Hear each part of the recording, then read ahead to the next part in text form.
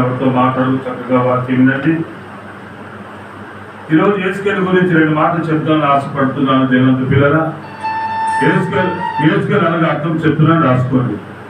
దేవుడు బలపరచును. ఏదమ్మా, యేసుకేలు అనగా దేవుడు బలపరచును. ఈ యొక్క యేసుకేలు గ్రంథాన్ని ఎవరు రాశారంటే యేసుకేలే రాశాడు. ఏదమ్మా, యేసుకేలు రాశాడనే యొక్క వాక్యం వేయడం పిల్లరా, మరి ఈ గ్రంథాన్ని యేసుకేలే రాశాడు. రాసిన రుజువు ఏంటంటే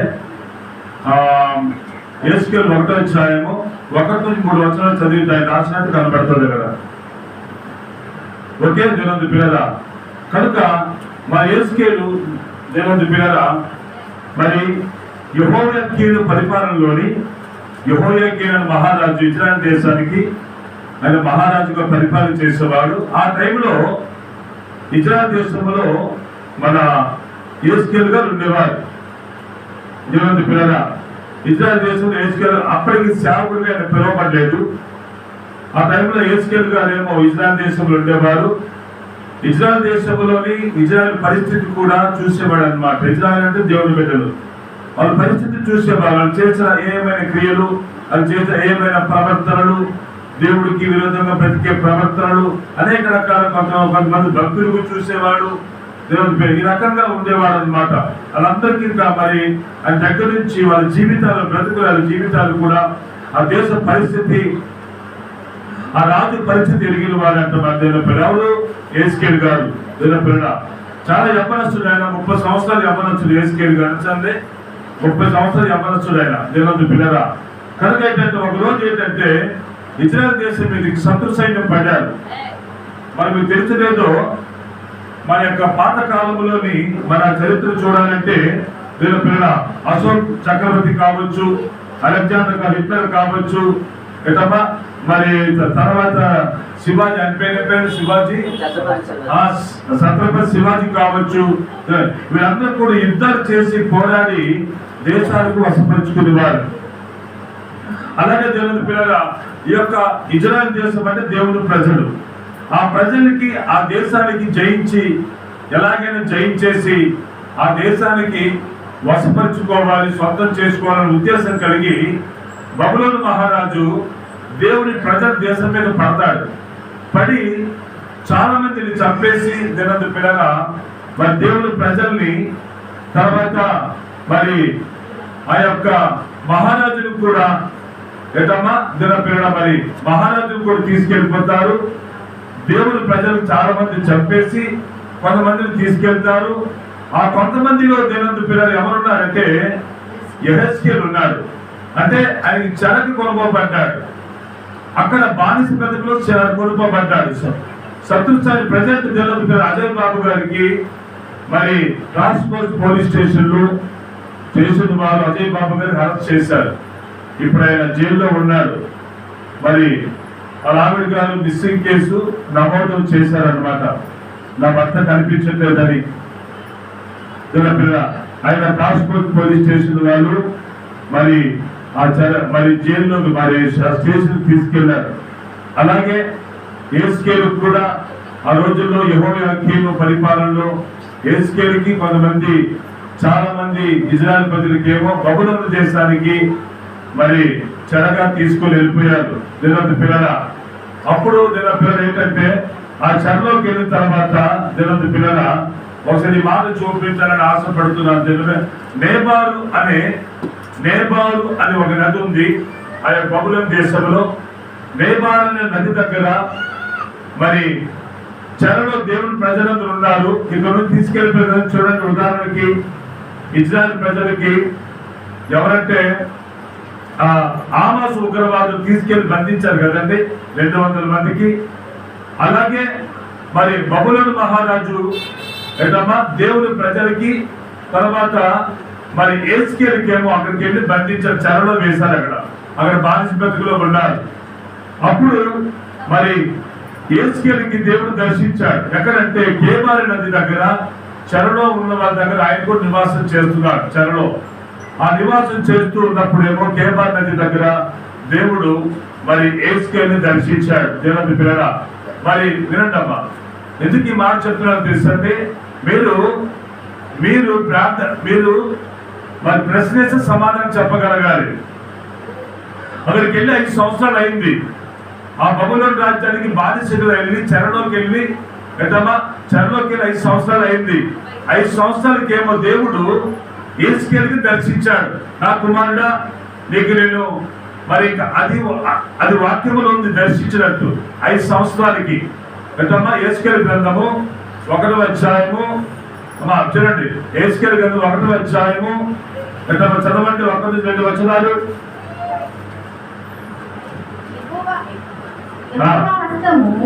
నా మీదికి వచ్చాను, నేను ఆత్మవశుడై ఉండగా యెహోవా నన్ను తోడుకొని పోయి ఎముకలతో నిండి ఉన్న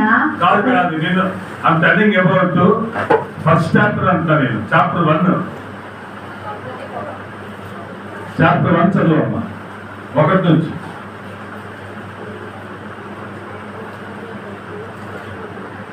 ముప్పదేవ సంవత్సరములు. ఏ సంవత్సరం అమ్మా? 30వ సంవత్సరం. అంటే యేసుకేలుకి 30 సంవత్సరాలు వచ్చినప్పుడు దేవుడు చూపినారా?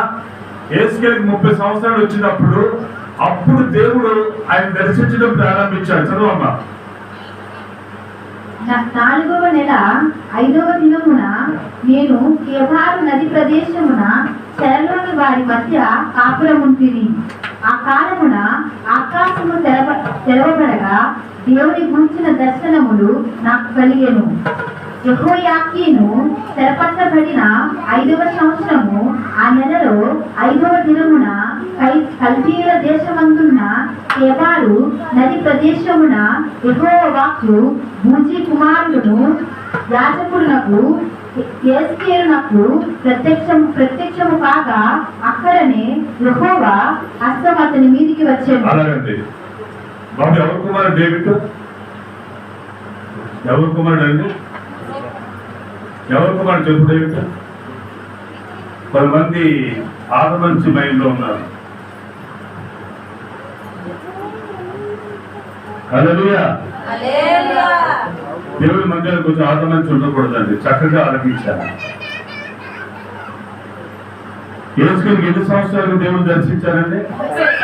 ఆయన 30 సంవత్సరాలు వచ్చింది. అప్పుడు దేవుడు దర్శించి ఆ నాన్న పేరు బూజీ. ఏం పేరు? బూజీ. ఆ నాన్న పేరు కదండి. ఆయన కల్దీల దేశం అంటే బబులోను రాజ్యం. కల్దీ దేశంలో ఉన్నప్పుడే ఏ దేశంలో దర్శించారండి? కల్దీల దేశంలో ఉన్నప్పుడే మన నెబారా ఏదమ్మా ఆ నెబారు నది దగ్గర కల్దీల దేశంలో యేసుకేలు గారికి దేవుడు దర్శించాడు. దర్శించి ఏం చెప్పాడంటే, నా ఆత్మ నీ మీద పెడుతున్నాను. నేను చూడండి, కర్తలు వినండి, నా ఆత్మ నీ మీద పెడుతున్నాను, నువ్వు నా పరిచయం చెయ్యు. నా ప్రజలు చెరలో ఉన్నారు, వాళ్ళకి ప్రవచించు, ప్రకటన చెయ్యు, వాళ్ళకి నా మాటలు చెప్పు, ఆదరించు, గర్జించు, సరిచెయ్యు. అందుకే నీకు ఎన్నుకుంటున్నాను. ఇప్పుడు 30 సంవత్సరాలు అక్కడ చూడండి, అక్కడ బానిస బ్రతుకులోకి వెళ్ళిన 5 సంవత్సరాలకి దేవుడు ఎన్ని సంవత్సరాలు దర్శించారండి? దేవుడు బానిస బ్రతుకులోకి వెళ్ళి 5 సంవత్సరాలు అయింది. అప్పుడు దేవుడు దర్శించారు. అది కాకుండా ఆయన వయసు ఎంత అన్నాను? 30 సంవత్సరాలు. అప్పుడు దేవుడు దర్శించాడు. నా తండ్రి పేరు ఏంటి? బూజీ. ఏటమ్మా? ఏ దేశంలో? కల్దీల దేశంలో, బబులోను రాజ్యము. కల్దీల బబులోను రాజ్యంలోని పేర ఆ రకంగా ఉన్నాడు. ఎవరండి? ఏటమ్మా? యేసుకేలు గారు దేవుడు దర్శించాడు. తన ఆత్మను పెట్టాడు. ఆయన పరిశుద్ధాత్మ శక్తితో నింపి దేవుడు పిల్లరా, ఏటమ్మా నా కుమారుడు నా సేవ నా పరిచయం చేయని చెప్పేసి దేవుడు దర్శించాడు. హల్లెలూయా. అప్పటి వరకు ఆయన సేవకుడు కాదు, యాజకుడుగా ఉన్నాడు. ఎలాగంటే అంటే పాస్టర్ గారే ఆయన. తర్వాత ప్రవక్తగా ఆయన ఎన్నుకొని పిల్లల ఆయన సేవకు పిలుచుకున్నారు. ఒకే పిల్లల తర్వాత హిజ్కియా సరే యేసుకేలు అమ్మ సేవలో ఉంటుండగానే ఆయన సేవ చేసి 4 సంవత్సరాలు అయింది. 4 సంవత్సరాలు అయినప్పుడు తన భార్య చనిపోయారు. ఎవరు చనిపోయారండి? తన భార్య చనిపోయారు. పిల్ల ఆ దుఃఖం తెలియకుండా దేవుడు ఎంతమ్మా ఆ సేవకుడికి ఓదార్చండి. ఆ రకంగా భార్య చనిపోయిన తన సేవ మాత్రం ఆయన విడిచిపెట్టలేదు.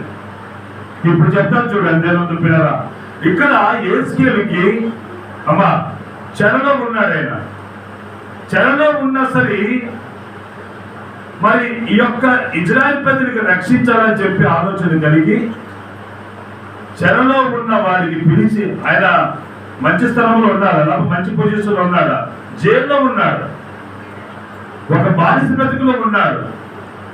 ఒక బానిస బ్రతుకులో ఉన్నవాడు కాపాడగలరా? చెప్పండి అమ్మా. ఒక అడుగుతున్నాడు దేశాన్ని కాపాడగలరా? పనికిమాలిన దేశానికి ఉద్ధరించగలరా? దేశం కాపాడాలంటే డబ్బు కావాలి, ధనం కావాలి, పలుకుబడి కావాలి. ఎట్లమ్మా ఎన్నో రకాలకి ఇన్ఫ్లుయెన్స్ ఉంటే తప్ప ఒక దేశాన్ని కాపాడుకోలేదు. అందులో ప్రజలు అంగీకరించాలి, ఇన్ని రకాలుగా ఉండాలి. ఉంటే తప్ప ఒక వ్యక్తి ఆ దేశాన్ని కాపాడలేదు. అటువంటి దేశం అది. కానీ యేస్కేలు ఏ పొజిషన్ లో ఉన్నాడండి? బానిసలో ఉన్నాడండి. అంటే డబ్బుధనం లేదు, ఒంటరివాడిగా ఉన్నాడు. భార్య కూడా చచ్చిపోయింది. అందులో బానిస బ్రతుకులో ఉండి, అందులో శత్రు సైన్యము కూడా ఉన్నారు. అక్కడ శత్రువు దగ్గర బానిసలో ఉన్నారు. ఉదాహరణకి కొంతమంది చూడండి ఎంతమ్మా ఇప్పుడు సువార్త చేసి ఆటంకపరుస్తున్నారు లేదా మన భారతీయులు అండి. నేను మైక్ చేసి చెప్తాను చూడండి, మాట చెప్పానండి. మన భారతీయులు చాలా స్వార్థపరులు అండి. నిజమమ్మా, అర్థం చేసుకొని చెప్పిన మాట మీ అందరూ కూడా చాలా స్వార్థపరులు. ఎందుకు స్వార్థపరులు అంటున్నారో తెలుసండి? అమెరికాలోని, ఆస్ట్రేలియాలోని, దేశాల్లోని పిల్లరా ఎట్టమ్మా గుళ్ళు కట్టుకున్నారు. ఏది వాళ్ళ గుళ్ళు, హిందువుల గుళ్ళు కట్టారు. కట్టిన అమెరికా వాళ్ళకి అస్సలు బాధ పెట్టలేదు. ఏది పెట్టలేదు? బాధ పెట్టలేదు. కట్టుకోనని పర్మిషన్ ఇచ్చారు. వాళ్ళు భజన చేసుకుంటున్నారు అక్కడ, అయినా పర్మిషన్ ఇచ్చారు. అదేమనలే ఆయనకి. ఎక్కడ? అమెరికాలో. మరి చూసారు మీరు అక్కడ ఎవరి కోవిలు ఉంది, కృష్ణుడు కోవిలు మంచిదే కదా, ఎవరు దేవుడు ఆది. కానీ అక్కడ పర్మిషన్ ఇచ్చి వాళ్ళకి ఏ హాని తలపెట్టి వినండి అమ్మ, దాని జాగ్రత్తగా మీరు మాటల్లోకి చూపుల్లోకి వెళ్ళిపోకండి. ఎందుకని మనం కూడా భారం ఉండాలి క్రైస్టియన్స్ గా. దేనికి స్తోత్రం. అయితే దీని పిల్ల ఏ హాని తలపెట్టలేదండి. అమెరికన్స్ ఎవరు కూడా తలపెట్టలేదు. ఆ హ్యాపీగా పూజలు చేసుకుంటున్నారు, పురస్కారం చేసుకుంటున్నారు. చేసుకొని ఎవరు దేవుడు అంది ఏమ్మా. అయితే ఇక్కడ ఎందుకండి ఇలాగ ఆటంకపరుస్తున్నారు? మీరు సువార్త ప్రకటిస్తే వెళ్తే ఆ ఊచెత్తకపోయినా ఏంటంటే ఆటంకపరిచేసి చర్చలు కూల్చేస్తున్నారు, చర్చలు పడగెట్టేస్తున్నారు. ఇప్పుడు అమ్మా చూడండి, ఇది జరిగిన సిచ్యువేషన్, భారతదేశంలో జరిగిన సిచ్యువేషన్ అమెరికాకు తెలీదా? తెలుసు. తెలిసి ఎందుకు ఇన్వాల్వ్ అవ్వట్లేదు? ఎందుకు కలుగు చేసుకోలేదు చెప్పండి. ఏడమ్మా మనం కంప్లైంట్ పెట్టట్లేదు. కంప్లైంట్ పెడితే మీరు చెప్పేది ఏంటి? భారతదేశంలో ఎంత స్వార్థపరులు అంటే దేవుని పిల్లరా. ఎట్టమ్మా వాళ్ళు ఇచ్చిన సెల్లు వాడుకుంటున్నారు. ఎట్టమ్మా వాళ్ళు ఇచ్చిన కరెంటు వాడుకుంటున్నారు. ఇదంతా కరెంటు కనిపెట్టింది యేసుప్రభు పెట్టలే. ఎట్టమ్మా సెల్లు కనిపెట్టింది యేసుప్రభు పెట్టలే. ఎట్టమ్మా తర్వాత శాటిలైట్ కనిపెట్టింది యేసుప్రభు పెట్టలే. రాకెట్ కనిపెట్టింది, ఫ్లైట్ బస్సు కనిపెట్టింది యేసుప్రభు పెట్టలే. ట్రైన్ కనిపెట్టింది యేసుప్రభు పెట్టలే. ఎట్టమ్మా రైలు ట్రాక్ కనిపెట్టింది యేసుప్రభు పెట్టలే. రికార్డింగ్ తర్వాత ఇది ఎట్టమ్మా కాంపౌండ్ రికార్డు, తర్వాత రేడియో కనిపెట్టింది యేసుప్రభు పెట్టలే. ఎట్టమ్మా టీవీ కనిపెట్టింది యేసుప్రభు పెట్టలే. ఈ యొక్క ఫ్లాష్ కనిపెట్టింది యేసుప్రభు పెట్టలే. బిజినెస్ కనిపెట్టింది యేసుప్రభు పెట్టలే. ఎట్టమ్మా సూది కనిపెట్టింది యేసుప్రభు పెట్టలే. దీని కుక్కర్ కనిపెట్టింది యేసుప్రభు పెట్టలే. ఎట్టమ్మా గ్యాస్ కనిపెట్టింది యేసుప్రభు పెట్టలే. అందరూ పెట్రోల్ కనిపెట్టింది యేసుప్రభు పెట్టలే. అంతా యేసుప్రభు పెట్టలే చేస్తే ఇదంతా యేసుప్రభు పెట్టలే కనిపెట్టి మొత్తం ప్రపంచం మొత్తం కూడా ఎట్టమ్మా అందరికి దాన ధర్మాలు చేస్తుంటే వాళ్ళు చర్చిలోని వారు ఆరాధన చేసుకుంటే అటువైపు ఏమో కొన్ని దేశాల్లోని కొన్ని రాష్ట్రాల్లో భారతదేశ చర్చలు కొనుగోలు. ఏం తప్పు చేశారండి? మిగులు ప్రార్థన చేయడం తప్ప, మిగులు కన్నీరు కార్చడం తప్ప, మిగులు ఉపవాసం చేయడం తప్ప మేము ఏం తప్పు చేశాం చెప్పండి? అంతే కదమ్మా. ఏం తప్పు చేస్తాం? ఎవరు ప్రార్థించేప్పుడు మేము చేస్తాం. ఎంత స్వార్థం చూడండి భారతీయుల్లోని. స్వార్థం కాదండి అది. వాళ్ళ గురించి కంటిన్యూ కాల్సి తప్ప మేము ఒకప్పుడు మేము పాపులుగా ఉండేవాళ్ళు. ఈరోజు ప్రభువు నమ్ముకొని పరిశుద్ధంగా జీవిస్తున్నాం. ఎంతమంది కొట్టి రక్తాలు తీసాం ఈ చేతుల ద్వారా. ఈరోజు బైబిల్ పట్టుకొని మానేసాం. ఏంటమ్మా నువ్వు చెప్తున్నా చూడు ఎంత స్వార్థమైన దేవుడు. ఎందుకు మాట్లాడుతున్నా అక్కడ కూడా ఏసుకేలకు రాదు. ఏంటమ్మా తమది కాని దేశంలో ఉన్నారు అంటే అర్థం ఏంటండి? తమది కాని దేశంలో ఉన్నారు, హిందువుల దేశంలో ఉన్నారు. ఎవరు ఉన్నారండి? ఏసుకేలుగా హిందువుల దేశంలో ఉన్నారు. వాళ్ళు మూర్ఖులు అంటే మీరని కాదమ్మా, హిందువుల దేశంలో ఉన్నారు. ఉంటే అక్కడ ఏంటంటే దేవుని పిల్లల అక్కడ సువార్త ఏం చేస్తారు? దేవుడి గురించి ప్రకటిస్తున్నాడు. ఆయన ఎలాగ అవుతుంది? అవుతుందా? చంపేస్తారు, కొట్టేస్తారు, నరికేస్తారు. ఎట్లా ఏం చేస్తున్నా మీకు రెండోకి జాగ్రత్త అంటారు లేదా? అటువంటి పొజిషన్ లో ఉన్నప్పుడు దేవుడు ఎందుకు చూడండి. ఎవరికి? ఎవరి గురించి? హిందువుల గురించి కాదు. తన బిడ్డలు చెరలో ఉన్నారు, తన బిడ్డలు జైల్లో ఉన్నారు, తన బిడ్డలు బాధిత బతుకులు ఉన్నారు. ఎందుకుతో సంబంధం లేదు. కానీ తన బిడ్డలు కాపాడుకోవడానికి దేవుడు ఆరాట పడుతున్నాడు. ఎవరు కాపాడుకోవడానికి? తన బిడ్డలు ఆరాట పడుతున్నాడు. వాళ్ళు మరణపాయంలో ఉన్నారు, వాళ్ళకి చంపేస్తారు, వాళ్ళు ఉరేసేస్తారు. అది ఎలా కాపాడాలి అని చెప్పి దేవుడు ప్లాన్ చేశారు. చేసి ఏసుకేలుకి ఎన్నుకున్నాడు. హల్లెలూయా. అటువంటి చెరలో ఉన్నాడు గెలిపించాడు. ఏసుకేలుకి ఎన్నుకున్నాడు. పొరపాటున నెబుకద్నెజరు మహారాజు తెలిస్తే ఏం చేస్తాడంటే, ఏంటా ఏడు సంగతులను అడుగుతాను లేదా? బానిసకి తీసుకొని విడుదల ఇస్తావా? ఏం చెప్తున్నారు నువ్వు? ఏంటమ్మా బానిసులా ఉండవు, వీరికి విడిపించడానికి చూసావా? నీ పని కూడా అయిపోద్ది అంటాడు లేదా? ఏమ్మా అయినా సరే సేవకులు అలాగే నేను ఒక మాట చెప్తాను చూడండి. సేవకులు వాళ్ళు ఎలా చెరలో ఉన్నారో మీ అందరూ చాలా మంది చెరలో ఉంటారు. వ్యాపారం చెరలో ఉంటుంది, గర్భఫలం లేక చెరలో ఉంటారు, కష్టాల్లో చెరలో ఉంటారు, కుటుంబంలో పిల్లలు లోపడరు, అదొక చెర. ఎట్లమ్మా కుటుంబం ఐక్యత ఉండదు, ఏ మనసు ఉండదు. ఎట్లమ్మా దారి ఒక దారి, అమ్మకు దారి, పిల్లలకు దారి, రకరకాల మైండ్ సెట్లు. అత్త కోడలికి పడదు. ఎట్లమ్మా కొడుకు పడదు, తమ్ముడికి అన్నయ్యకి పడదు, ఎట్లమ్మా అక్క చెల్లికి పడదు. ఇటువంటి చెరలో ఉన్నారు. బోట్లకి ఏమో ఇస్తారని చేపలు లేక, వ్యాపారం లేక, ఫీజులు కట్టుకోలేక, ఎట్లమ్మా కొంతమంది బ్రతుకు బాగలేక చనిపోవాలని చూస్తూ అదొక చెర. ఇలా చెరలో ఉన్న వాళ్ళకి దేవుడు ఏసుకేలుగా నన్ను ఎన్నుకున్నారు. దేవుడికి స్తోత్రం. దేనికి? చెరలో ఉన్న మీ అందరి గురించి ఉపవాస ప్రార్థన ఉండమని చెప్పారు దేవుడు. ఈ నెలంతా కూడా నీ బిడ్డలు మీ బిడ్డలు చెరలో ఉన్నారయ్యా. ఈ చెరలో ఉన్న నువ్వు కూడా ఉపవాసం ఉండవు, వాళ్ళకి ఉంచు అన్నారు దేవుడు. అందుకే చెరలో ఉండి ఏసుకేలు అక్కడ చెప్తున్నాడు దేవుడి గురించి. ఇక్కడ చెరలో మీకు చెప్తున్నారు. దేవుడికి స్తోత్రం. మా చెరలో మీరు ఉన్నప్పుడు మాకు కూడా చెరలో ఉండమంటాడు దేవుడు. మీరు మాకు సంతోషంగా హ్యాపీగా డ్యాన్స్ చేసుకుని ఇంట్లో దేవుడు చెప్పలేదు నాకు. ఎంతమ్మా దేవుడు వాక్యం వచ్చిన దినపేద రోమ 12లోని దుఃఖపడండి, ఏడ్చేవారితో ఏడవండి, సంతోషించే వారితో సంతోషించండి అన్నారు దేవుడు. ఇప్పుడు నువ్వు దుఃఖంలో ఉన్నారు, నేను యాక్టింగ్ ఎలా ఉండగలను? కాదు. దుఃఖంలో మేము ఉన్నావా? నీకు దుఃఖంలో ఉండి ప్రార్థన చేస్తున్నావు. నువ్వు కన్నీరు దేవుడు కన్నీరు కాడుతున్నావు. ఇలాగా ఈ భారం ఒకరికొకరు తీసుకున్నప్పుడు ఎంతమ్మా ఎవరింట్లో ఏ కష్టము ఉండదు. ఇతని కష్టం నాది కాదు, మా ఇల్లు బాగుంది కదా అనుకోక ఎప్పుడు తినందు పిల్లరా. ఆ కష్టం నీకు కూడా రావచ్చు. ఎంతమ్మా ఆ కష్టం నీకు కూడా రావచ్చు. హల్లెలూయా. అందరి కష్టాలు మనం పంచుకోవాలి. నా కష్టం రాలేదు కదా నాకు ఎందుకు అనుకోకూడదు. మనం ఒకరి కష్టాలు ఒకరు పంచుకోవాలి. చర్చలో నీకు బాగా దేవుడు దీవించాలనుకో, చర్చలో లేని వాళ్ళకు నువ్వు పంచాలి. దేవుడికి స్తోత్రం. ఏదమ్మా నీ రేషన్ నిండిపోయింది అనుకో, ఎవరికైనా దానికి చూసి రేషన్ ఇవ్వాలి. నీ డబ్బులు ఎక్కువైపోయింది అనుకో, అద్దె కట్టకపోతే పేదవాళ్ళతో అద్దె కట్టాలి, కరెంటు బిల్లు కట్టాలి, ఏదమ్మా అది పిల్లలు ఫీజులు కట్టాలి చెప్తున్నానండి. ఆ రోజుల్లో అపోస్తుల పరిచయం అంతా ఏదమ్మా అందరు దారాలకు ఇవ్వడం బట్టి ఎవరికి ఏ పొందువ లేదంట, సమృద్ధిగా ఉందంటమ్మా. పేదవాళ్ళకి అన్నిటి ఫీజులు పోగా అన్ని పోగా అందరు సమృద్ధిగా, లేని వాళ్ళు కూడా సమృద్ధిగా తిన్నారంట. దేవుడికి స్తోత్రం. ఇప్పుడు మన భారతదేశ పరిచయం ఎలా ఉందంటమ్మా, ఎవరు స్వార్థం వాళ్ళది. మా ఇల్లు మేము తిన్నా అయిపోయింది.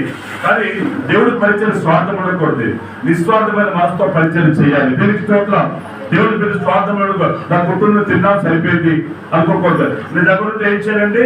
ఎంతమ్మా బయట కాదండి, సంఘంలో ఎవరున్నారో చూడాలి ముందు. కాదు వాళ్ళు అంటుంది ఎంతమ్మా, ఎంతో మంది లేక నాకు ఫోన్లు చేస్తాను, నీకు తెలియదు ఆ విషయాలు. చాలా మంది ఫోన్లు చేస్తారు, నాకు కలిగింది నేను చేస్తుంటాను. దేవుడి పేర అలాగా ఇతర కష్టాలు మన కష్టాలు తీసుకున్నప్పుడు దేవుడు ముందు నీ కష్టం దేవుడు తీరుస్తాడు, నీ బాధ దేవుడికి ముందు తీరుస్తాడు. దాని గురించి ఆ చెరలోకి వెళ్ళిపోయి ఎందుకు వెళ్ళిపోయి తెలుసు చెరలోకి మరి వింటున్నారా? యేసుకేలు వాళ్ళందరూ ఎందుకు చెరలోకి వెళ్ళారు చెప్పండి? వాళ్ళు తిరుగుబాటు గుణాలు ఉన్నాయి. అవి ఏమున్నాయమ్మా? తిరుగుబాటు గుణాలు. దేవుడి మీద తిరుగుబడుతున్నారు, మారి దేవుడికి ఆత్మను దుఃఖపరుస్తున్నారు, మారి దేవుడికి ఏంటమ్మా మరి అటాక్ చేస్తారు, దేవుడు చాలా బాధ పెట్టేస్తారు. అందుకని దేవుడు ఏంటంటే వాళ్ళకి చెయ్యి విడిచిపెట్టగానే ఏంటమ్మా వాళ్ళు చెయ్యి పట్టుకొని నడిపించాడు అప్పటి వరకు. కానీ దేవుడు చెయ్యి విడిచిపెట్టాడు. ఎప్పుడైతే విడిచిపెట్టారో అపవాది వచ్చి బబులోను మహారాజులు దూరి చెరక తీసుకెళ్ళిపోయారు. వాళ్ళు కాపాడడానికి దేవుడు ఏం చేశాడు? ఏంటమ్మా పాస్టర్ని పంపించాడు, యేసుకేలుని. హల్లెలూయా. దేవుని పిల్లల కనుక దేవుని పిల్లల అది ఇప్పుడు మీకు చెప్పింది చేసేది మసీదు. దేవుని పిల్లల ఎంతమ్మా సేవకుడికి దేవుడు ఎన్నుకున్నాడు మీ గురించి కన్నీరు కార్చడానికి, మీ గురించి చేయడానికి. దేవుని పిల్లల ఓకే, ఇప్పుడు చూడండి దేవుని పిల్లల 2 పాయింట్ చెప్తాను. 2 పాయింట్. ఫస్ట్ పాయింట్ ఎంతమందికి అర్థమైంది? ఎంతమందికి అర్థం? యేసుకేలుకి ఎంతమందికి అర్థమైంది చెప్పాలి? యేసుకేలు గురించి ఎంతమందికి అర్థమైంది? నీకు అర్థమైందా? దేవునికి స్తోత్రం. కనుక దేవుని పేర యేసుకేలు గారు ఎక్కమ్మా దేవుడి చేతిలో ఎక్కమ్మా ఏర్పరచబడ్డారు కనుక ఆ ప్రజలందరూ కాపాడుకోవడానికి, వాళ్ళకి వాక్యం ప్రకటించడానికి, వాళ్ళ తిరుగుబాటు గుణాలు నేర్పించడానికి, అందులో నుంచి బయటికి రండి, అలా తిరగబడకండి, ఎప్పటికైనా మీరు మారుమనసు పొందండి, పొందితే మీకు దేవుడు విడుదలిస్తారు, బాధిత బతుకు నుంచి ఈ చెర నుంచి విడుదలిస్తారు మీకు అని చెప్పేసి దేవుడు యేసుకేలుకి చెప్పడానికి. ఎందుకంటే ఒక మాట చెప్ప చూడండి, మీరు ఎవరైనా ఇంట్లో కష్టాలు ఉన్నారనుకోండి, ఇప్పుడు ఒక ఆమె కష్టాల్లో ఉంది, అలా మనవుడు ఏంటమ్మా ఏదో అవుతున్నాడు దేవుడు చూపించాడు. ఎవరికి? పాస్టర్ గారు చూపించారు. చూపించినప్పుడు వాళ్ళు చెరలోకి వెళ్ళిపోతున్నాడు దేవుడు చూపించారు. మరి చూపించినప్పుడు వాళ్ళకి చెప్పాలవుతా మేము చెప్పాలవుతా అమ్మా చెరలోకి వెళ్ళిపోతున్నారమ్మా మీరు జాగ్రత్తగా చెప్పాలవుతా. అందుకే ఎన్నుకున్నారు దేవుడు సేవకుడికి. మీ కష్టాలు సుఖాల్లోని మర్చిపోవడానికే సేవకుడు అవసరం. ఏంటమ్మా కాపరి గొర్రెలు కాపరి లేకపోతే గొర్రెలు చెదిరిపోతాయి. అలాగే విశ్వాసులు కాపరి లేక పాస్టర్ లేకపోతే చెదిరిపోతారు. అందుకే పాస్టర్ని పెట్టారు. ఏంటమ్మా నీ బాధలు పంచుకోవడానికి, కష్టాలు పంచుకోవడానికి, నష్టాలు పంచుకోవడానికి, అన్నింటికి ఓదార్పుని ఆదరించడానికి సేవకుని ఎన్నుకున్నారు. అయితే ఆవిడికి మనవుడికి ఏదైనట్టు దేవుడు చూపించాడు. మా ఆవిడికి అది ఫోన్ చేసి చెప్పగానే ఈమె తిరగబడిపోయారు. ఏమేదమ్మా ఈమె తిరగబడిపోయారు. ఫోన్ చేసి చెప్పగానే అమ్మా ఇలా అవబోతుందమ్మా జాగ్రత్త పడండి, మీరు ప్రార్థన చేయండి, కీడు దేవుడు తొలగిస్తారు అన్నారు. అలా మాట చెప్పగానే పాచగానే మీరు ఎప్పుడు బ్లెస్సింగ్ చేసి చెప్పండి, కీడు చెప్పగానే అంటున్నాను. ఏమంటుందండి? ఎప్పుడు బ్లెస్సింగ్ చేసి చెప్పాలంట. మన కీడుగా లేకపోతే మరి కీడు లేకుండా చెప్తారా మీరు చెప్పండి? కీడుగా చెప్పాలి కదా. నేను మాట్లాడుకోవద్దు పాస్టర్ గారండి, పాస్టర్ గారు అని అంటున్నాను. నిజంగా చెప్పినట్టు ఏమైంది? హాస్పిటల్ చెప్పింది అబ్బాయి, జైనుడు అబ్బాయి, హాస్పిటల్ జైనుడు, ఇప్పుడు హాస్పిటల్లో ఉన్నాడు. మరి ముందే నమ్మితే నువ్వు ప్రార్థన చేసుకుంటావు కదా కీడు రాకుండా. అదే ప్రేయర్లో పెట్టమని చెప్పింది ఆమె. ఇలా కీడు రాబోతుంది మీకు అమ్మా ప్రార్థనలో ఉండమన్నప్పుడు ఉండాలా వద్దా? ఉండకుండా ఇవి తిరుగుబాటు చేశారు. అలాగే ఇజ్రాయెల్ ప్రజలు కూడా తిరుగుబాటు చేసేవారు దేవుడి మీద, సేవకుల మీద. ఎలాగైనా సరే దేవుడు చూడండి మీకు మన పట్ల ఎలా ఉన్నాడంటే, మీరు ఎంత తిరుగుబాటు చేస్తే మీకు దేవుడు రక్షించుకుందామని చూస్తుంటాడు. ఎలాగంటే మిమ్మల్ని కాపాడదామని చూస్తుంటాడు, మిమ్మల్ని దేవుడి దగ్గర నడిపిద్దామని చూస్తుంటాడు దేవుడు. ఎందుకంటే నరకం అనేది చాలా డేంజర్ అండి. నరకంలో పడకుండా ప్రతి ఒక్కరిని దేవుడి దాన్ని తీసుకెళ్లాలనే ఆశ. ఈ మధ్యలో నాసావాళ్ళు కనిపెట్టారు నరకాన్ని. మనమేమో ఒకసారి రష్యా కనిపెట్టారు, కానీ నాసా వాళ్ళు మనకు క్లారిటీగా చూశారట నరకాన్ని. నాసా అంటే అమెరికా వాళ్ళు. అమెరికా వాళ్ళు నరకం ఉందో లేదో కనిపెడితే నరకం ఉందని తేలిపోయింది. ఇంకో వీడియో కొట్టండి వస్తుంది, నాసా ఫాండ్ ఎట్లమ్మా హెల్త్ పట్ల వచ్చేస్తుంది. నాసా వాళ్ళు కనిపెట్టారు నరకం ఉందని. నరకమా ఉంటుంది దేవుని చెప్పినారా, నరకం అగ్ని ఆడదు, పురుగు చావదు. అందులో మీరెక్కడ పడిపోతాడు భయం దేవుడికి. చిన్న నిప్పుంటేనే బాబు తప్పుకోరా అంటాం మనం. ఏం చేస్తామమ్మా, చిన్న నిప్పుంటేనే తప్పుకోరు అమ్మ నిప్పురా అంటాం మనం. అగ్నిగుండం అది ఎట్లమ్మా, పెద్ద అగ్నిగుండం, అగాధం అది. దాంట్లో పడితే అగ్ని ఆడదు, పురుగు చావదంట. అంటే మానవుడు చనిపోడంట. నరకములో బలబగ మండుతూనే ఉంటాడట. ఇప్పుడు ఏదైనా మనం కాల్చమని ఎంత బూడిదైపోయింది, ఇది వేరు. ఎంత చచ్చిపోయినా పర్లేదు, నో ప్రాబ్లం. కానీ ఇక అలా చావకుండా బతకకుండా అలా నరకం భరించకూడదు. నరకములో ఎంత అగ్ని కూడా ఎప్పుడు కూడా అగ్ని రాస్తూనే ఉంటుందంట, ఫైల్ అవుతూనే ఉంటుందంట, అలాగే మండుతూనే ఉంటుందంట. ఆ మండు గుండములో పడిపోతారు మనుషులు. అందుకే ఆ చెరలో ఉన్న వారికి ఆ మాట చెప్పడానికే యేసుకేలుకి దేవుడు ఎన్నుకున్నారు, మీకు చెప్పడానికి నన్ను ఎన్నుకున్నారు. మీకు అర్థమవుతుందమ్మా? అందుకే ఏ కీడు వచ్చిన అంటే పాస్టర్ గారు చెప్పినప్పుడు అమ్మ కీడు అవుతుందంట. ఎందుకు చెప్తా మాట అంటే ప్రార్థన చేసుకుని ప్రభా ఆ కీడు ఉన్న మాకు క్షమించండి, ఆ కీడు తొలగించి ప్రభా ప్రార్థన చేస్తారని మీకు చెప్తున్నాను తప్ప మీ మీద పాస్టర్ గారు కోపాలు కాదు. కొన్ని మీకు ఏదో నష్టం వచ్చి లాభం వస్తుందా, మాకేమో లాభమా? ఏంటంటే కొంతమంది చూపించి చెప్తుంటే కొంతమంది చెప్పాను నేను ఆ నంబర్ కనుక. ఎన్నోసార్లు ఎందుకు నేను సారానికి చెప్పిస్తాను నేను చెప్పా అమ్మా వ్యాపారం కొద్దిగా నష్టమైనట్టు చూపిస్తున్నామని చెప్తే ఆమె అంటే లోపడేది అమ్మా. మాట చెప్పేది కాదు, కొద్ది ప్రార్థన చేసుకుందాం అనేవారు. ఇంకోసారి చెప్పాను నేను, అమ్మా దీవెనలు మీకు మీ వ్యాపారం నిండుగా దీవించినట్టు దేవుడు చూపిస్తారా అనగానే నిజంగా అలాగైంది. ఎట్లమ్మా ఫుల్ దీవించి తట్టుకోలేక ఇతరులకు ఇస్తారు వ్యాపారం, అంతగా దేవుడు దీవించాడు.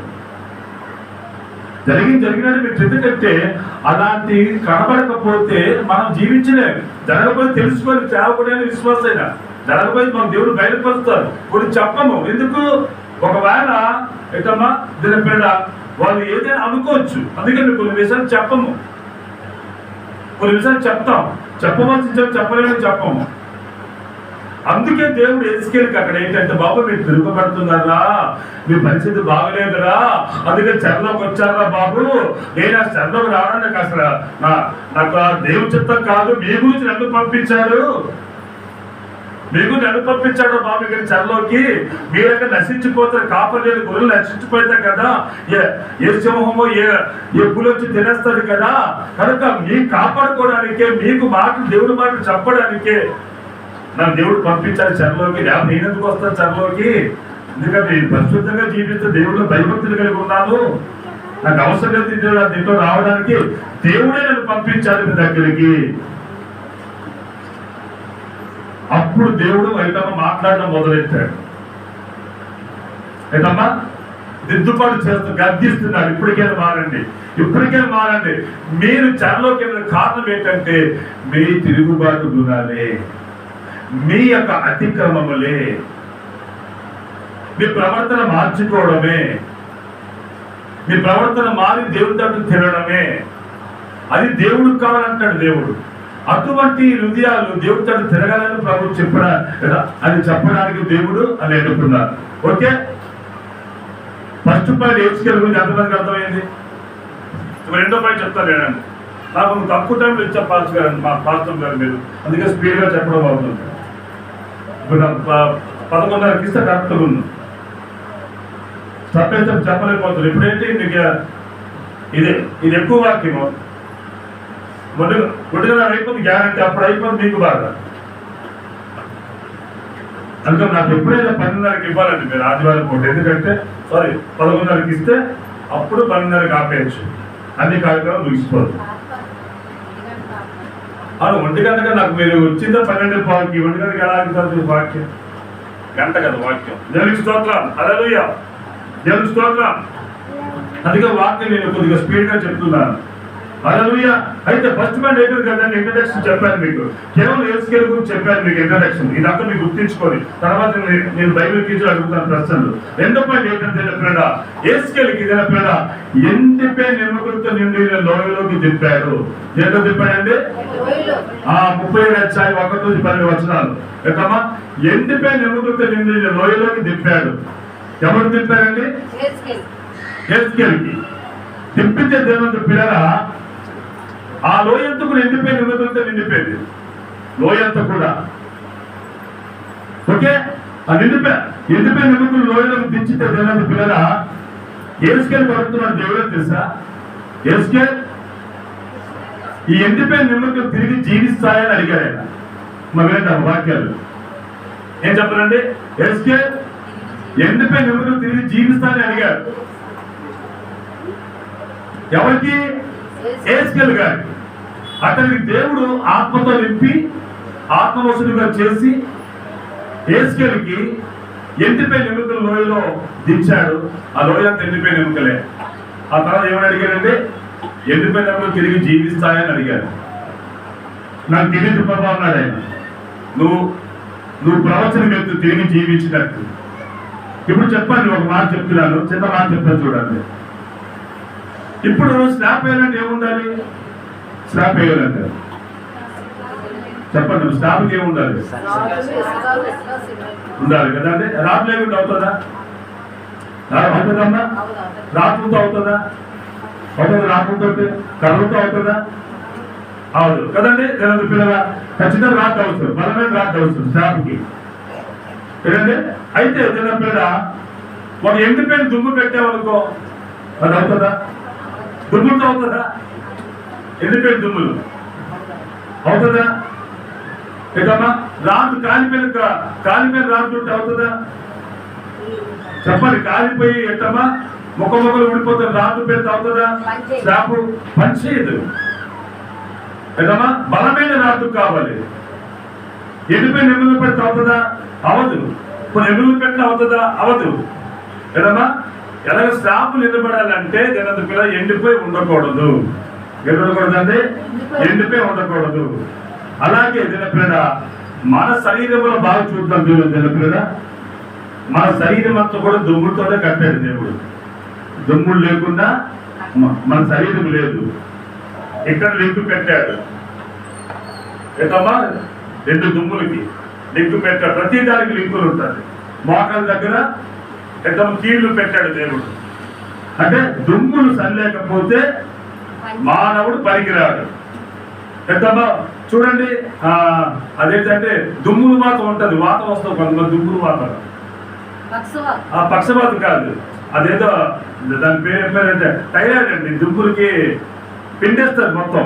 ఆ థైరాయిడ్ ఏంటంటే ఆ జబ్బు ఏంటంటే దుమ్ములు పనిచేయకుండా చేస్తారు. ఇలా పిండేసినట్టు అవుతుంది దుమ్ములు. అటువంటి జబ్బు కూడా ఉంది. ఇలా మొత్తం ఇలా నలిపేసినట్టు అవుతుంది దుమ్ములు. అటువంటి జబ్బులు. దుమ్ములు కరెక్ట్ లేకపోతే ఎంత మాంసం ఉన్నా ఏమవుతుందంటే మనిషి నిలబడలేడు. ఇప్పుడు ఈ పక్షవాతం వచ్చి నిలబడగలరా? నిలబడలేదు. ఖచ్చితంగా దుమ్ములు ఖచ్చితంగా స్ట్రైట్ గా ఉండాలి. దుమ్ములు ఆరోగ్యంగా ఉండాలి. చూడు, కీళ్ళు నొప్పి వచ్చిన మనసు నడవగలుగుతుంటారా? అమ్మ అయ్యో అబ్బా అంటుంటారు. కారణం దుమ్ములు. బోన్స్ ఎక్కడన్నా బోన్స్ ఎండిపోకూడదు, బోన్స్ బలీనం అవ్వకూడదు. వినండమ్మా, బోన్స్ బలీనం అవ్వకూడదు, బోన్స్ ఎండిపోకూడదు. అలాగే ఆత్మ సంబంధంగా కూడా మనం తీసుకోవాలి. ఏదమ్మా నీ ఆత్మీయ జీవితం ఎండిపోయి ఉంది. ఏదమ్మా నీ ఆత్మీయ జీవితం ఎండిపోయి ఉంది. ఎండిపోయిన బోన్స్ మీద దేవుడు శరీరాన్ని కట్టలేడు. కట్టగలమా శరీరానికి? ఏదమ్మా నీ బోన్స్ అన్ని ఎండిపోయింది అనుకో, ఏదమ్మా క్యాలరీస్ లేకుండా, ఏదమ్మా తర్వాత విటమిన్స్ లేకుండా ఎండిపోయింది అనుకో, అప్పుడు శరీరం ఉంటుంది. ఇది జబ్బు పట్టేస్తావు, మంచం పట్టేస్తావు, బాధపడిపోతావు. నలుగురితో సమానంగా తిరగలేవు, నలుగురితో తినలేవు, నలుగురితో మాట్లాడలేవు. ఏదమ్మా అలాగ మూలకెళ్ళిపోయి బాధపడుతూ చూస్తావు. అలాగే ఆత్మీయ జీవితంలో కూడా దేనందు పిల్లరా, ఆత్మ సంబంధమైన బోన్స్ కరెక్ట్ లేకపోతే, నీ ఆత్మీయ స్థితి కరెక్ట్ లేకపోతే ఏదమ్మా అలాగే నువ్వు బాధపడతావు. నువ్వు దేవుడి చేత కట్టబడాలి. ఏదమ్మా ఏదైతే ఎండిపోయిన ఎముకలు తిరిగి జీవించాలి. మరి ఇద్దర ఏ విషయాల్లో ఎండిపోయావో నీకు తెలుస్తుంది. ఒక ఆమె నాకు తెలిసిన జనంత పిల్లరా తెలిసిన నాకు ఒక ఆమె ఉంది. నేను పేరు చెప్పను బయటికి, అర్థం చేసుకోండి. ఆవిడ కష్టం వస్తే దేవుడు బాధలు పట్టుకొని ప్రార్థన చేస్తారు. నా చేత ప్రార్థన చేయించుకుంటుంటారు. కష్టం తీరిపోగానే మళ్ళీ యథావిధి వెనక్కి వెళ్ళిపోతుంటుంది. ఏదమ్మా రాదు, నా దగ్గర రమ్మని రాదు, చూడమన్నా చూడుతుంది నా ముఖం కూడా, మళ్ళీ వెళ్ళిపోతుంటుంది. ఏదమ్మా మళ్ళీ కష్టం వస్తే మళ్ళీ వస్తుంది నా దగ్గరికి, మళ్ళీ వస్తుంది. బాబు నా పరిస్థితి బాగాలేదు, బాబు ఏడుతుంది. అది అయిపోతే మళ్ళీ నన్ను దేవుడు మర్చిపోయి వెనక్కి వెళ్ళిపోతుంది. ఇలా ఎంతో సలం చేస్తుంది, ఎప్పటికీ చేస్తూనే ఉంది ఆమె. ఇప్పుడు మళ్ళీ బాగాలేదని వచ్చింది, మళ్ళీ ప్రార్థన చేసి బాగా అయిపోయింది. మళ్ళీ ఎలా కూడా తెలియదు రావా ఆ పరిస్థితి. ఇలాగ తిన్న పిల్లల ఎండిపోయిన నిజమా ఆత్మీయ జీవితం ఎండిపోయిన వాళ్ళు దేవుని పిల్లల చచ్చిన శవంతో సమానం. అమ్మా చచ్చిన శవాల్లో బోన్స్ బాగుంటాయా? అది కూడా చచ్చిపోతుంది, అవునా కదా? చచ్చిన శవంలో ఏది పని చేయదు, ఏ దుమ్ములు కూడా పని చేయదు. ఏదమ్మా చచ్చిన శవం స్పందిస్తుందా? స్పందించదు. అలాగే ఆత్మీయ జీవితంలో చచ్చిన వారు కూడా స్పందించరు, అందుకే చూడండి, ఆ ఇంట్లోని సమాధానం ఉండదు, నెమ్మది ఉండదు, ఐక్యత ఉండదు, ఏకాత్మ ఉండదు. ఏంటమ్మా అస్సలు ఒకరినొకరు పడదండి. కలిసి భోంచేస్తారు కానీ కలిసి మాట్లాడుకోరు. అక్క ఒకలాగా ఉంటుంది, చెల్లి ఒకలాగా ఉంటుంది, భార్య ఒకలాగా ఉంటుంది, భర్త ఒకలాగా ఉంటాడు, పిల్లలు ఒకలాగా ఉంటాడు. కదమ్మా ఇలాగ ఎండిపోయిన ఎముకలు చాలా ఉన్నాయి ఆత్మీయంగా. ఏ విషయాలు ఎండిపోయే ఒకసారి నువ్వు జ్ఞాపకం చేసుకోవాలి. ఆ ఎండిపోయిన ఎముకలు తిరిగి జీవించడానికే దేవుడు ఆశపడుతున్నాడు. దేవుడు పిల్లరా చాలా మంది ఈ విషయం గ్రహించట్లేదు. అక్కడ చూడండి, దేవుని పిల్లలు ఎండిపోయిన ఎముకలు సైతం తిరిగి జీవించినట్టు ఒకసారి వాక్యం చూపిస్తారు. చూడండి, ప్రకటన 11:11 చదవండి.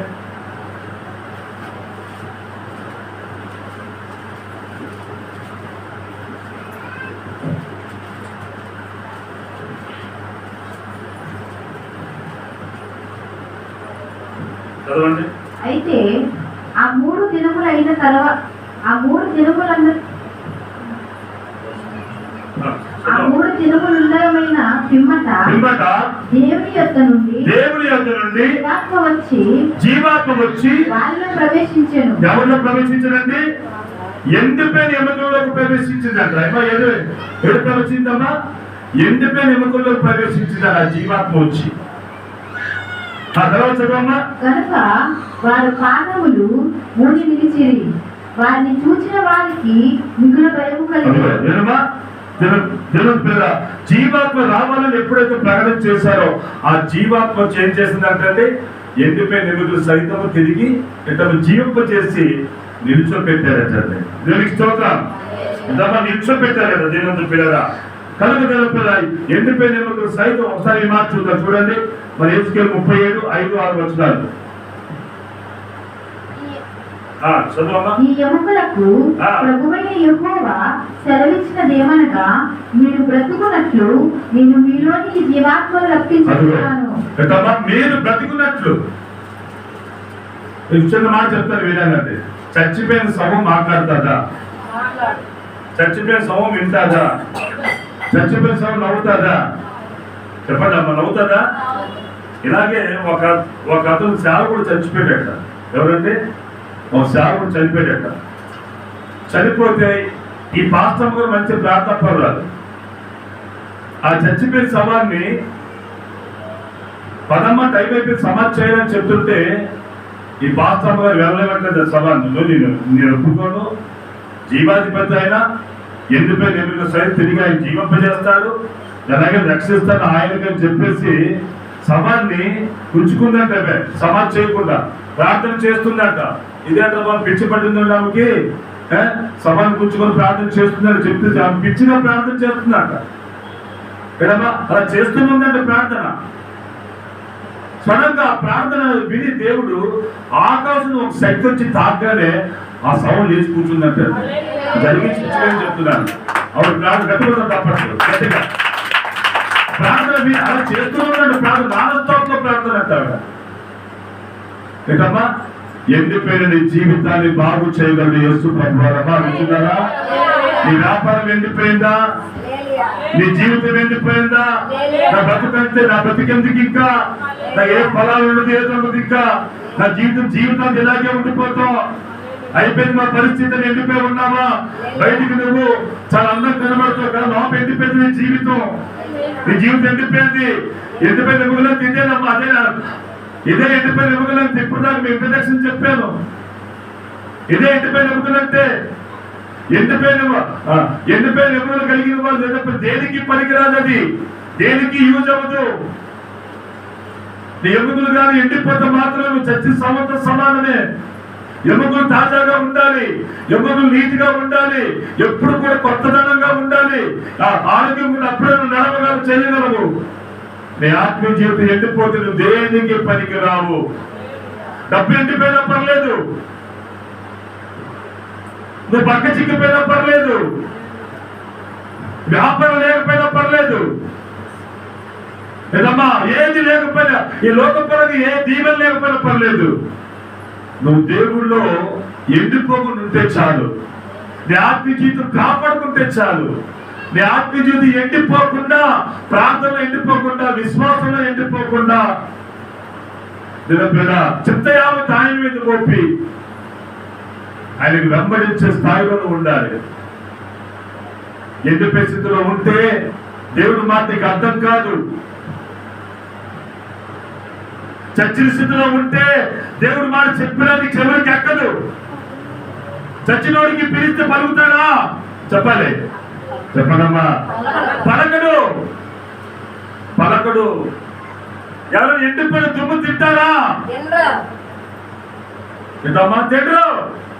తింటారమ్మా ఎండిపోయిన దుమ్ములు ఉన్నాయి కదమ్మా, దుమ్ములు వేస్తుంటారు కదా మనకి. మేకది గేకదా అనేసి కోటు లేరా? తింటారా? ఎండిపోయిన దుమ్ము తింటారా? అలాగే నీ ఆత్మీయ జీవితం ఎండిపోయినా, నీ ఆత్మీయ జీవితం సచ్చిన స్థితిలో ఉన్నాను, మాకు దర్జాగా బ్రతికేస్తున్నావు కదా. కారణం ఏంటో తెలుసా? నీకు దేవుడి విలువ తెలియట్లేదు. ఏం తెలియట్లేదండి? పందులు గంట వృక్షాల విలువ తెలియదంట. ముందు మీ తల్లిదండ్రుల విలువ తెలుసుకుంటే అప్పుడు దేవుడి విలువ తెలిసినట్టే. నీ భర్త విలువ తెలుసుకుంటే ఏటమ్మా అప్పుడు దేవుడి విలువ తెలిసినట్టే. ముందు నీ భార్య విలువ తెలుసుకుంటే దేవుడి విలువ తెలిసినట్టే. ఏటమ్మా తల్లిదండ్రుల విలువ తెలుసుకుంటే దేవుడి విలువ తెలిసినట్టే. మీ బిడ్డల విలువ కూడా తెలుసుకోవాలి తల్లిదండ్రులు. అది తెలుసుకో దేవుడి విలువ ఎలా తెలుస్తుంది నీకు? ఇలాగా చాలా మంది ఆత్మీయ జీవితంలో ఎండిపోయి ఉన్నారని దేవుడు ప్రేరేపించి ప్రార్థన చేస్తూ చూపించారు. అసలు ప్రార్థన జీవితం లేని వాళ్ళు చర్చిలో చాలా మంది ఉన్నారు. ఒకరుగా ఇద్దరుగా లెక్కట్లేదు. ప్రార్థన జీవితం చాలా మందికి లేదు. ఆత్మీయంగా ఎండిపోయి ఉన్నారు, పెదవులతో గనపరుస్తున్నారు అంతే. ఉదయాలు దూరంగా ఉంది. వేషధారులో చాలా మంది ఉన్నారు. దాని మీ పేరు చెప్పండి. నాకు మనుషులు కూడా చూపిస్తున్నారు. ఎట్లా నేను చెప్పను పేర్లు. వేషధారులో చాలా మంది ఉన్నట్టు దేవుడు చూపించారు. ఆత్మ పూర్తిగా ఎండిపోయి ఉంది. ఎండిపోయిన ఎట్లా బీడు భూమిలాగా ఉంది. చచ్చిన సమానాలు ఉన్నారు. ఇప్పుడు చెప్పిన వాక్యాలు చెవుట్లో సంఖ పొందినట్టు ఆ జీవితాలు అయిపోతుంది తప్ప వాళ్ళ హృదయాల్లోకి వెళ్ళట్లేదు వాక్యం. దాని కారణం ఏంటంటే హృదయం బండ మారిపోయింది, హృదయం విచారంతో నిండిపోయింది, హృదయము ఎటమ్మా కృంగుదలతో నిండిపోయింది. విశ్వాసంలో తప్పి ఉన్నారు చాలా మంది కూడా. కొంతమంది అల్ప విశ్వాసంతో ఉన్నారు. ఒకటే చెప్తున్నాను చూడు, నా జీవాధిపతి దేవుడు ఒక మాట చెప్తున్నాను, నీకు చూపిస్తాను చూడండి. వాక్యం ద్వారా చూపించి ముగించేస్తా. చూడండి, మీరు కానీ ఎండిపోయిన ఎముకలు సైతం జీవింపజేస్తే చూడండి, ఒకసారి చూద్దాం ఎట్టమ్మా. అలాంటి వాళ్ళందరికీ దేవుడు చెప్పిన శుభవార్త చూపిస్తున్నాను చూడండి. మరి జనాలు పిల్లల మరి యేసుకేలు 37:5-6 వచనాలు ఒకటి తీయండి. ప్రకటన 11:11 ఇంకొకటి తీయండి.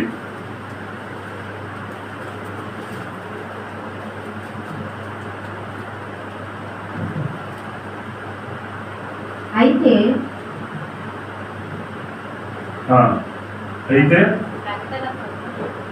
అమ్మ యేసుకేలు 37:5-6 వచనాలు ఒకటి తీయండి. ప్రకటన 11:11 ఇంకొకటి తీయండి. ఈ ఎముకలకు ప్రభువైన యెహోవా సెలవిచ్చినదేమనగా, మీరు బ్రతుకున్నట్లు నేను మీలోనికి జీవాత్మలు. హల్లెలూయా! ఎండిపోయిన జీవితాన్ని, నీ వ్యాపారాన్ని, నీ కుటుంబాన్ని దేవుడు బ్రతికిస్తానంటాడు. జీవాత్మ నుంచి జీవాత్మను పంపించి భయపడతాం. నమ్మే వాళ్ళప్పుడు దేవుడు భయపడతాం. జీవాత్మను పంపించి ఎందులో ఎండిపోయామో అందులో దేవుడు జీవాన్ని కూర్చోబోతున్నాడు. దేవుడు పిల్లల కనుక ఎండిపోయిన జీవితాన్ని, ఎండిపోయిన వ్యాపారాన్ని, ఎండిపోయిన కుటుంబ సభ్యులు, ఎండిపోయిన బంధువులు, ఎండిపోయిన అక్కాచెల్లెలు, ఎండిపోయిన వాళ్ళు కూడా దేవుడు తిరిగి జీవాన్ని ప్రకటించుగాక. తిరిగి జీవింప చేయబోతున్నారు దేవుడు. దేవుడు తర్వాత చదువమ్మా. అవును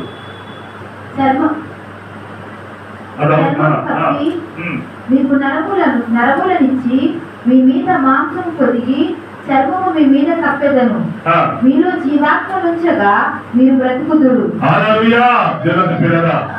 మీరు బ్రతుకుతారంటారు, చర్మము కప్పుతారు. చూడండి పిల్లల, కొన్ని ఎముకలు మాత్రం ఉండాలి. కొన్ని ఏకైతే ఉండాలండి మాంసము, ఎముకలు మాత్రం ఉందండి. అక్కడ ఏకైతే కప్పాలి. ఇప్పుడు మాంసము, నరము, బ్లడ్ అన్ని పెట్టాలి. అవునా కదండి? అలాగే పిల్లల, నీకు కావలసినవన్నీ కూడా సమకూరుస్తాడు దేవుడు. కానీ నువ్వు ఆత్మీయ జీవితంలో ఎండిపోయేవాడుగా ఉండకూడదు. నీ ఆత్మీయ జీవితం ఎండిపోతే మిగతా కూడా ఎండిపోద్ది. అంతే కదండి? విషం కొద్దిగైనా బాడీ అంతా స్ప్రెడ్ అయిపోద్ది. ముందు గుండెల్లోకి వెళ్తాది, గుండెల నుంచి బ్రేక్ వెళ్తాది, బ్రేక్ నుంచి బాడీ స్ప్రెడ్ అయిపోయి పాయిజన్ అయిపోద్ది. అలాగే నువ్వు ఏ విషయంలో ఎండిపోయావో, ఏ విషయాలు దేవుడికి దూరంగా బ్రతుకుతున్నావో ఆ విషయం తెలుసుకొని ప్రభావాన్ని క్షమించు. నేను ఎప్పుడు దూరంగా ఉన్నా ఇంకా నీలోనే ఉంటాను ప్రభా అని చెప్పేసి నువ్వు ఆ ఎండిపోయిన జీవితం నుంచి సజీవమైన జీవాత్మక జీవితంలోకి వస్తే ఆటోమేటిక్ అన్ని కూడా భరిస్తుంది. దేవుడు కనుక నేను బ్రతికిస్తాను, భయపడగలుగుతాడు దేవుడు. అమ్మా మన దేవుడు ఇంత గొప్ప దేవుడు, మనం ఎందుకంటే భయపడాలి మాట చెప్పండి. అన్ని ఆయన బ్రతికించి వాడు సమస్త సాధ్యమైన దేవుడు ఆయన. తర్వాత ఇంకో మాట చూపిస్తాను చూడలేదు కూడా, ఇంకో మాట చూపిస్తాను. ఇర్మియా గ్రంథం 30:19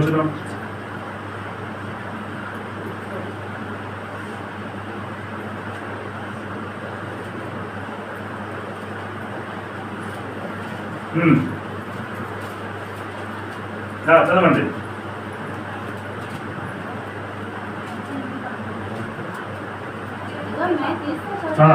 ఇర్మియా గ్రంథం 30:19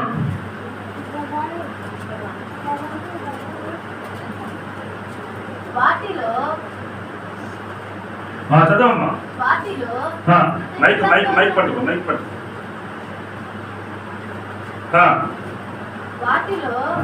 కృతజ్ఞతాస్తోత్రములను సంభ్రమపడు వారి స్వరమును వినబడు. ఇక్కడ వేటిలో అండి ఏ విషయాలు ఎండిపోయావో,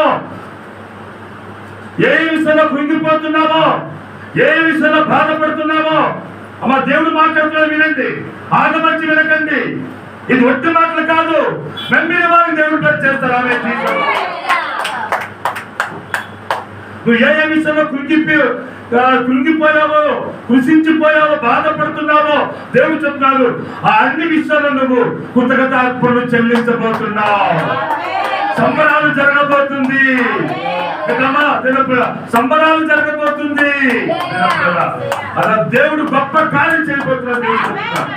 మీరు మీరు విడబోతున్నారంటారు దేవుడు. సంబరాలు చేసుకుంటాం, పండుగ చేసుకుంటామంట.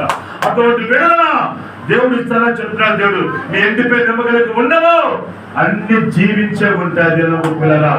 కానీ నీ విశ్వాసమే నేను స్వస్థపరచును. ఈ రోజుల్లో దేవుని పిల్లరా మరి చాలా అటాకులు జరుగుతున్నాయి. అందుకే దేవుడు మరి 5వ అధ్యాయం 4వ వచనంలో, మొదటి యోహాను 5వ అధ్యాయం 4వ వచనంలో ఎంతమ్మా చదవండి ఆ మాట. అటాకులు జరుగుతున్నాయి దేవుని పిల్లరా. అందుకే దేవుడు సింపుల్ గా ఒక మాట చెప్పించాడు చూడండి దేవుని పిల్లరా. మరి 5వ అధ్యాయం మొదటి యోహాను 5వ అధ్యాయము 4 నుంచి చదవండి అమ్మా. దేవుని మూలముగా పుట్టిన వారందరూ లోకమును జయించు. అదిగో దేవుని మూలముగా పుట్టిన వారందరూ లోకానికి జయించున్నారు. హల్లెలూయా. నిజంగా దేవుని మూలంగా పుట్టుంటే నీ ఎండిపోయిన ఎముకలు భయపడవు. ఎందుకంటే నీ ఎండిపోయిన ఎముకలు దేవుడు తిరిగి జీవింపజే శక్తివంతుడు. ఏ విషయంలో ఎండిపోతున్నావో నా దేవుడు నీరు కట్టే తోట వలె ఉండబోతున్నాడు. నీరు కట్టే ఉప్పు కట్టే తోట వలె ఉండబోతున్నాడు దేవుడు. ఇది దేవుడు ప్రవచనం చెప్తాడు. దేవుడు నమ్మిన వాడు చేసుకుంటానండి. హల్లెలూయా.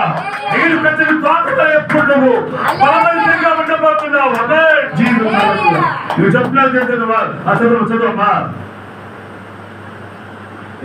లోకమును జయించువారు జయించువా.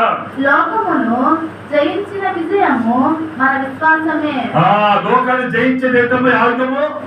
లోకాన్ని జయించే ఆయుధం ఏంటంట? కోట్ల రూపాయలు కాదంట, లక్షల కోట్లు కాదంట, కోట్లాది కోట్లాది కోట్లాది కోట్ల కాదు, కానీ నీ విశ్వాసమే లోకానికి జయిస్తుంది. నీకు రోగం అంటే రోగం లేదని చెప్పాలంట,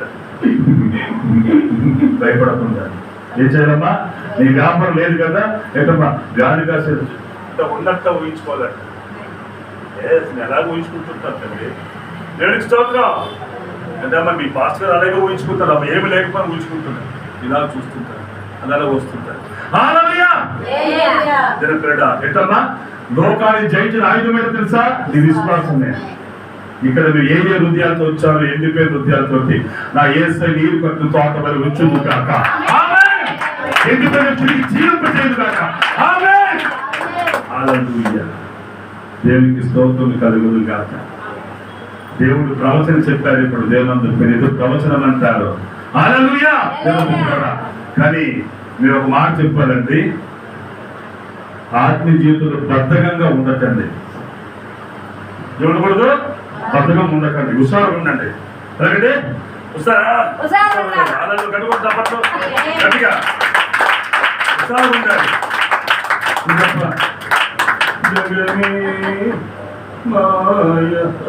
చెప్తున్నాం నా యేసయ్య ఉండాలని పిల్లలేదు. మనకి సంతోష గానాలతో ప్రతి గానాలతో మంచుకోండి. ఆమె స్వస్థపడి మంచుకోండి. ఆమె హల్లెలూయా. ఎండిపోయిన ఎముకలు మనలో ఉంటే ఏమవుతుందండి? మిగతా కూడా ఎండిపోద్ది. ఎండిపోయిన దేని పనికిరాదు. ఎండిపోయిన జీవితాన్ని బాగు చేసుకోవాలంటే నా యేసయ్య వాక్యాన్ని చోటివ్వాలి. రెండవదిగా విశ్వాసం ఉంచాలి. ఉంటే నమ్మకండి, ఉండకపోయినా నమ్మాలి. అందుకే యేసుకేలికి ఆ మాటలు చెప్పడానికి దానికి వెళ్ళారు. ప్రభువా మేము సరళ ఉండిపోయి మా బ్రతులు అయిపోయింది, మా బ్రతుకులు అయిపోయింది ప్రభాని ఏడుస్తుంటే దేవుడు సేవకులు పంపిస్తారు. బాబు మీరు భయపడకండిరా, నీరు కట్టిన తోట వల్ల మీరు ఫలిస్తారా, వీరు భూములు మీరు ఫలిస్తారా, ఎండిపోయిన మీరు తిరిగి జీవిస్తారా, భయపడకండిరా, తిరుగుబాటుగా మాడంట్రా, బాబుని దండం పెడతారా అని చెప్పేసి యేసుకేలు ప్రకటన చేశారు. అక్కడ వారందరూ మారారు, మహాసైన్యం అయ్యారు. అవునా? మా సైన్యం అవునగా జీవాత్మలు పంపించి దేవుడు ఎండిపోయిన ఎముకకి తిరిగి జీవింపజేసి మాంసం చర్మం పూడ్చి మహాసైన్యముగా చేశారు దేవుడు. హల్లెలూయా. మీ ఇంట్లోని ఒకరు బాగుంటే ఒకరు బాగలేదు, భర్త బాగుంటే భార్య బాగలేదు, భార్య భర్తలు బాగా పిల్లలు బాగలేదు కదా. ఈ రోజు కుటుంబ సహితంగా బాగుండబోతున్నారు. కుటుంబ సహితంగా ప్రతి ఒక్క బిడ్డ మంచిగా ఉండబోతున్నారు. ఈ కుటుంబాన్ని దేవుడికి ఆరాధించే బిడ్డగా అంతే కదండి. భర్త బాగుంటే భార్య బాగలేకపోతే భర్త పని ఏంటంటే పాల్చుకండి. ఎంత బాగుంటా, ఎంత సంపాదించిన భార్య తిరుగుడు బాగలేదండి. ఎడుతా లేదా? ఈరోజు దేవుడు చెప్పాలి వాగ్దానం. దేవుడికి స్తోత్రం. మీ కుటుంబంలో అందరూ కూడా దేవుడిలో ఉండబోతున్నారు. ఆమేన్. హల్లెలూయా. ఈ మాటలు ప్రభు దీవించునుగా. ప్రార్థన చేసుకుందాం. వాక్య ఫలింపు గురించి పాస్టర్ గారు మనస్ఫూర్తిగా 2 నిమిషాలు ప్రార్థన చేయాలి.